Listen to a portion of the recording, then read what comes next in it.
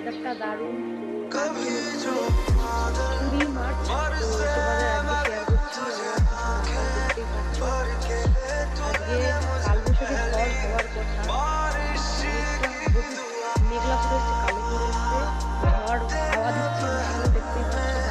বাইরে আমাদের এই ঝড়টা হচ্ছে,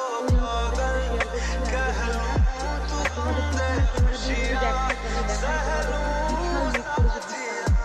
আর এক্ষুনি বোধহয় ঝড় হবে। তো এখন মার্চ মাস চলছে, তোমরা সবাই জানো। তো দেখো তোমরা পিছনে দেখাচ্ছি তোমাদের। তো গাইস ওই দেখো আকাশটা কালো, পুরো ঠান্ডা হাওয়া দিচ্ছে, দেখো তোমরা পুরো হাওয়া দিচ্ছে।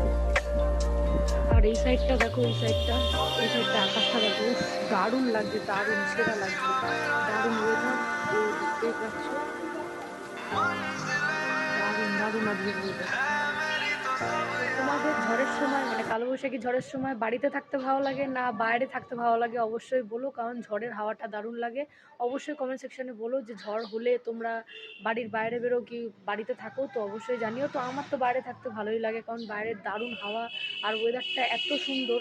তোমাদের আবার মেঘটা দেখালে, মেঘটা পুরো মেঘলা করে এসছে একদম পুরো আকাশটা। তোমাদের আরেকবার দেখাচ্ছি।